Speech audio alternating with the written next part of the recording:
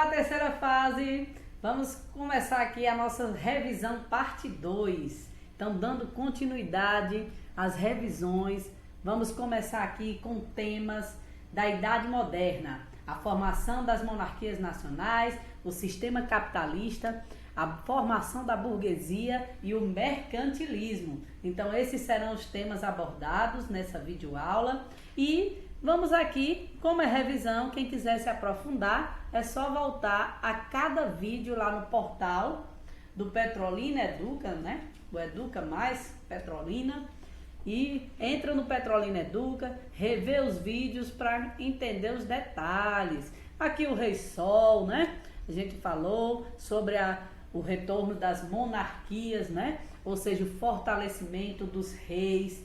E eu gostaria de lembrar vocês do absolutismo inglês, ou seja, o poder absoluto do monarca, do rei.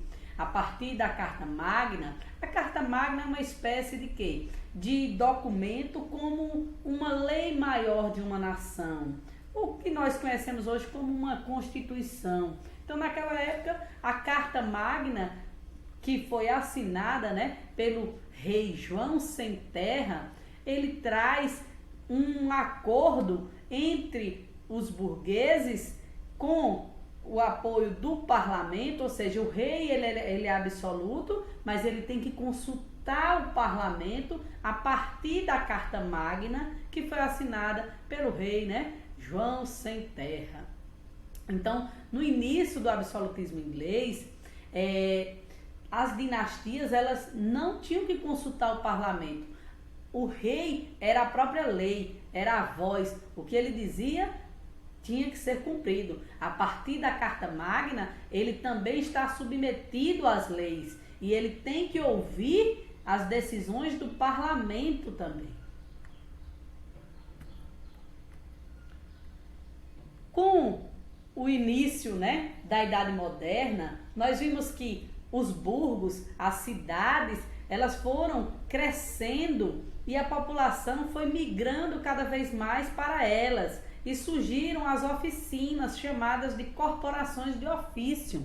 As corporações de ofício, nós tínhamos 3 profissões aqui: o mestre, o oficial e os aprendizes. E eles eram responsáveis pela produção de maneira artesanal e manufatureira. Então, praticamente, podemos dizer que o antecedente das indústrias foram as fábricas no modelo de corporação de ofício, com o modo de produção manufatureiro e a divisão do trabalho, né? Então, o modo de produção manufatureiro, ele é artesanal, mas ele substitui aquela produção que era feita todas as fases por uma só pessoa. Agora existe divisão das funções, das tarefas, pelo mestre, pelo oficial e pelos aprendizes. Temos que lembrar que a igreja, ela foi a grande instituição na Idade Média. Então, o modelo de ensino, né, ou seja, a escolástica, o modelo de ensino e as primeiras universidades eram controladas pela igreja.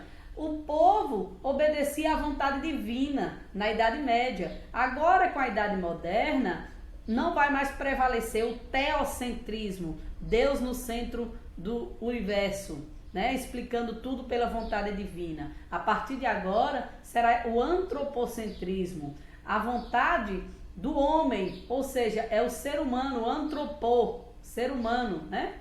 No centro do universo. Então, a gente vai ver aí certas rupturas, ou seja, conflitos entre a igreja, a autoridade da igreja e a autoridade real. E também a busca da participação política agora de outros grupos, que são os burgueses, os comerciantes, querendo ter participação política. Então, continuava existindo o primeiro e o segundo estado, que não pagavam impostos e eram sustentados pelo terceiro estado. Vamos ver uma imagem mais à frente, para que vocês compreendam. Então, a burguesia e a nobreza, elas apoiam o rei. Só que tem que lembrar que essa burguesia, ela não tem ainda poder político. E a nobreza continua com os privilégios, o clero continua com os privilégios, o rei continua privilegiado, porque eles não pagavam impostos. Compreendem que quem sustenta essas classes, a igreja, o rei e os nobres, é a população que trabalha, ou seja, os comerciantes, os artesãos, os feirantes, os profissionais livres, que eram carpinteiros, marceneiros, ou seja, e os camponeses também, que continuavam a pagar impostos. Então, apesar de tudo isso, existia uma aliança entre a burguesia e o rei. E aqui nós temos, vamos lembrar, o primeiro estado é o clero, a igreja. Vamos ver essa imagem aqui, Veja que quem está aqui levando todos eles nas costas é o terceiro estado. E aqui está o clero, que é o primeiro estado, e o segundo estado, que é a nobreza. Então, o terceiro estado, que é a maior parte da sociedade, formada, como eu disse a vocês, por artesãos, burgueses, comerciantes, é que sustentava o primeiro e o segundo estado e o rei.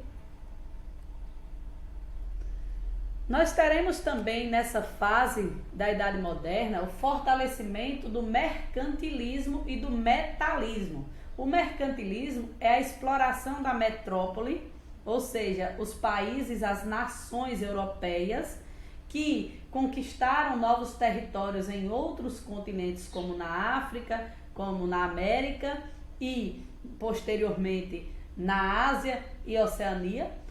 Esses colonizadores, ou seja, a metrópole que possuía colônias, explorava matéria-prima nessas colônias e buscava encontrar metais preciosos para explorar das suas colônias. Essa prática que mantinha a balança comercial positiva ou favorável era voltada para exportação. Então, quando se não encontrava metal, eles exploravam alguma matéria-prima. Exemplo, o Brasil foi explorado o pau-brasil. Depois foi introduzida a monocultura da cana-de-açúcar. Depois foi explorado as drogas do sertão, que eram especiarias locais, como cravo. E aí, nós temos aí, para manter a balança comercial favorável, a prática mercantilista, a exploração da metrópole sobre a colônia, ou seja, a metrópole, que eram as nações europeias, exploravam as colônias. Então, essa foi a nossa revisão. Bons estudos e até a próxima.